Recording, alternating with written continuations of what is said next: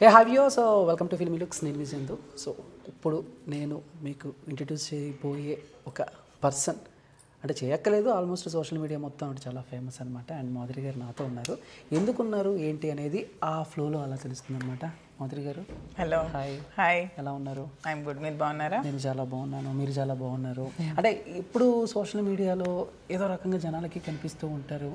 So అంటే ఎలా దాన్ని మీరు తీసుకుంటారు? అంటే ఇప్పుడు మామూలుగా పాజిటివ్ అయినా నెగిటివ్ అయినా, పాజిటివ్ అయితే ఓకే, ఒక్కోసారి కొంతమంది తీసుకునే విధానం కూడా నెగిటివ్ ఉంటుంది. మనం ఎన్ని మంచి పనులు చేసినా కూడా జనాలు తీసుకునేది మాత్రం నెగిటివ్గానే తీసుకుంటారు కదా.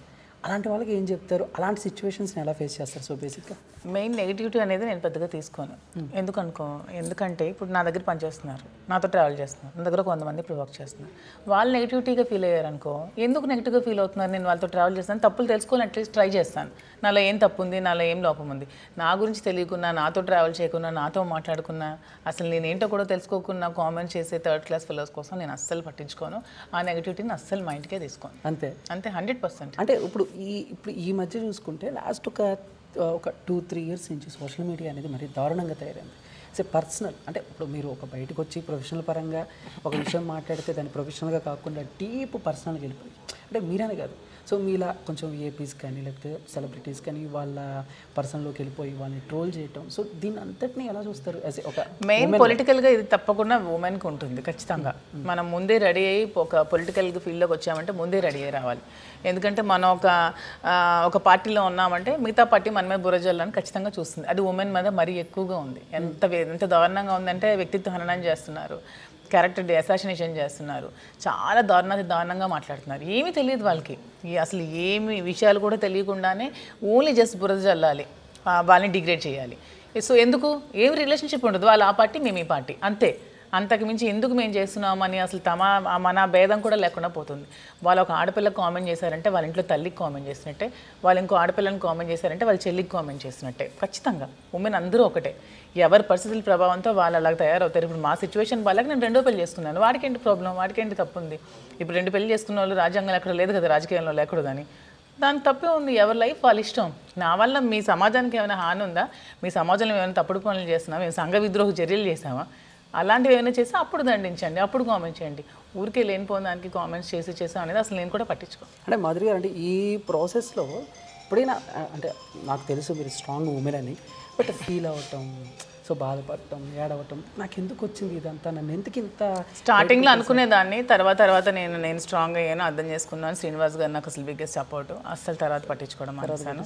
ముందు ఫీల్ అవుతారు, ఎందుకు ఫీల్ అవ్వరు? నేను ఫీల్ అవ్వకపోయినా ఆడపిల్లలు, నా కూతుళ్ళు ఉన్నారు, 3 ఆడపిల్లలు, వాళ్ళు 3 ఫీల్ అవుతారు కదా. అమ్మకి ఎందుకు ఇలా అంటున్నారు, ఎందుకు వాళ్ళకి ఏం తెలుసు అంటున్నారని చాలా రోజులు ఫీల్ అయిన రోజులు కూడా ఉన్నాయి. చెప్తుంటే అర్థం చేసుకుంటున్నారు, పెరుగుతున్నారు. కాబట్టి ఎందుకు అనవసరంగా ఏ అమ్మాయికి కూడా కామెంట్ చేసే రైట్ ఎవరికి కూడా లేదు, ఈ ప్రపంచంలో ఎవరికి కూడా లేదు. ఒక అమ్మాయి క్యారెక్టర్ని మీరు డిసైడ్ చేసే రైట్ మీకు లేదు అసలు, కన్న తల్లిదండ్రులకే లేదు. మీకు ఎక్కడ ఉంది right? Okay, so back to అంటే ఇప్పుడు మాకు తాజాగా సమాచారం ఏంటంటే మీరు ఒక రియాలిటీ షోలోకి వెళ్ళబోతున్నారు అని చెప్పేసి. సో ఏంటంటే చిన్నప్పటి నుంచి ఈ రియాలిటీ షోస్ కానీ లేకపోతే అంటే సినిమాలు కానీ ఈ ఎంటర్టైన్మెంట్ పట్ల మీకున్న అవగాహన కానీ? అవగాహన కాదు కానీ నాకు ఇంట్రెస్ట్ ముందు నుంచి కూడా. కొన్ని యాక్టివిటీస్ కానీ, యాక్టివ్గా ఉండడం కానీ, లీడర్షిప్ క్వాలిటీస్ కానీ, లీడ్ చేయడం కానీ, ఎవరైనా గైడ్ చేయడం కానీ, ఇలాంటివన్నీ ఇష్టం. అండ్ నా ఉన్న ఫీల్డ్ మెయిన్ పీపుల్తో ఎక్కువ ఉండేది కాబట్టి జనాలతో ఎక్కువ ఉండడం, జనాలతో ట్రావెల్ చేయడం, ఇవన్నీ ఎక్కువ. సో ఈ అవకాశం వచ్చినప్పుడు ముందు వద్దనుకున్నాం. మళ్ళీ తర్వాత చాలామంది ప్రెజర్ పెట్టారు, ఫ్యాన్స్ కూడా చాలామంది వెళ్ళండి, మిమ్మల్ని హౌస్లో చూడాలని ఉందని చాలా రిక్వెస్ట్లు, చాలా కాల్స్, డైరెక్ట్గా షోరూమ్కి వచ్చి చెప్పడం, ఇవన్నీ చేయడం వల్ల మళ్ళీ కొంచెం ఆలోచించి శ్రీనివాస్ గారు నేను కాల్ తీసుకోవడం జరిగింది. సో వైల్డ్ కార్డ్లో మళ్ళీ వెళ్తున్నాను. వైల్డ్ కార్డ్ అంటే బేసిక్గా వైల్డ్ కార్డ్ ఎంట్రీ అంటేనే ఒక సర్ప్రైజింగ్. బట్ ఫస్ట్ నుంచి మాధురి గారు ఉంటే బాగుండేది అనుకుని మీ ఫ్యాన్స్ కూడా ఫీల్ అవుతారు కదా. సో ఫస్ట్ ఆలోచించలేదా? ఫస్ట్ అంటే టైం షెడ్యూల్ కూడా లేదమ్మా, అంటే బ్రాంచెస్ ఇంకొక 2-3 పెడుతున్నాము, ఆ బిజీలో ఉన్నాము. సో ఇప్పుడు కూడా చాలా కష్టంగా ఉంది వెళ్ళడం వల్ల చాలా వర్క్స్ ఆగిపోతున్నాయి, చాలా వర్క్స్ పెండింగ్ ఉన్నాయి. ఎందుకంటే అన్నీ శ్రీనివాస్ గారు నేనే చేసుకోవాలి, ఇంకెవరూ లేరు. శ్రీనివాస్ గారు ఇంక చూసుకుంటాను, పర్లేదు, నేను బ్యాలెన్స్ చేసుకుంటాను, వెళ్ళు అని ఇంకా 100% నాకు సపోర్ట్ చేయడం వల్ల వెళ్తున్నాను. లేదంటే చాలా కష్టంగా ఉంది షెడ్యూల్, టైం అనేది చాలా కష్టం. అంటే ఫోన్ లేకుండా, మనుషులకి దూరంగా, ఎవరితో కాంటాక్ట్ లేకుండా ఉండడం అనేది చాలా కష్టం. అయినా సరే వెళ్తున్నా.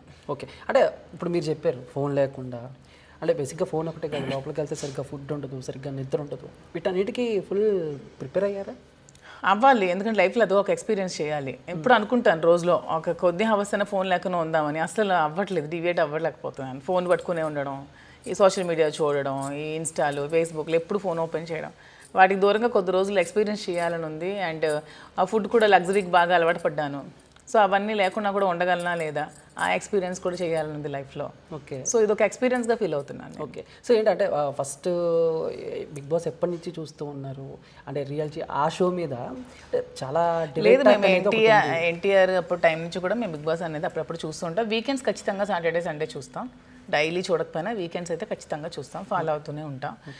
దానికి నెగిటివిటీ పాజిటివ్ ఉంటే ఏ ఫీల్డ్కైనా 2 షేడ్స్ ఖచ్చితంగా ఉంటాయి. అది దేనికైనా సరే నెగిటివ్ ఉంటుంది, పాజిటివ్ ఉంటుంది.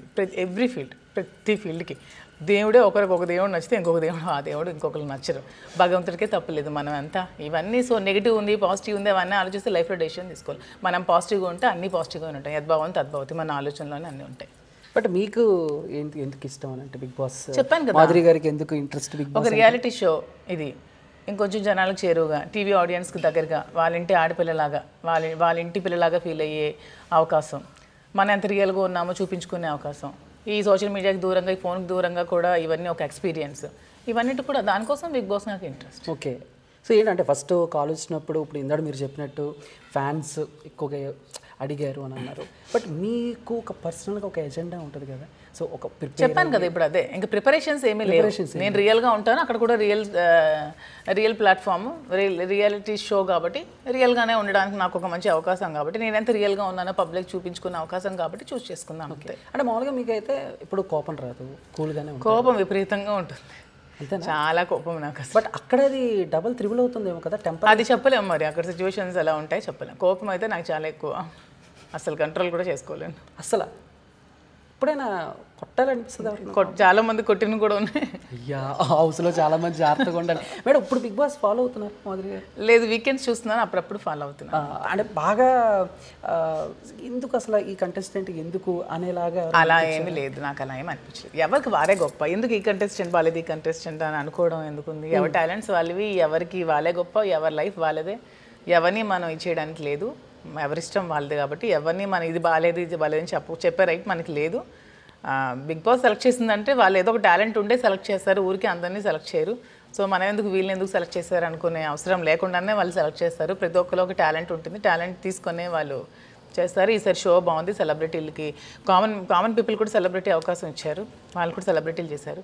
చాలామందికి చాలా టాలెంట్స్ ఉంటాయి, హిడెన్ టాలెంట్స్, కానీ ఎవరికి ఒక మంచి ప్లాట్ఫామ్ దొరకదు సెలబ్రిటీ అవ్వడానికి. ఇప్పుడు సెలబ్రిటీలు అని ఏమనుంచి మనకి దివి నుంచి భూమికి దిగిరారు, మనమే సెలబ్రిటీలుగా తయారవుతాం మనకున్న పరిస్థితుల వల్ల, మనకు వచ్చిన అవకాశాలు బట్టి. సో అలా కామనర్స్ కూడా అవకాశాలు ఇచ్చి సెలబ్రిటీలుగా మార్చారు, మంచిగా చేశారు. అంటే సో బేసిక్గా అంటే బిగ్ బాస్ అనగానే చాలామంది అంటే కామన్గా ఉన్న వాళ్ళు కొంచెం సెలబ్రిటీ హోదా, అండ్ సెలబ్రిటీ హోదా వచ్చిన వాళ్ళు ఏమో రెమ్యునేషన్ బాగుంటుంది, ఇంకా మనం 10 మందికి తెలుస్తాం అన్న పాయింట్ ఆఫ్ వ్యూలో వెళ్తారు.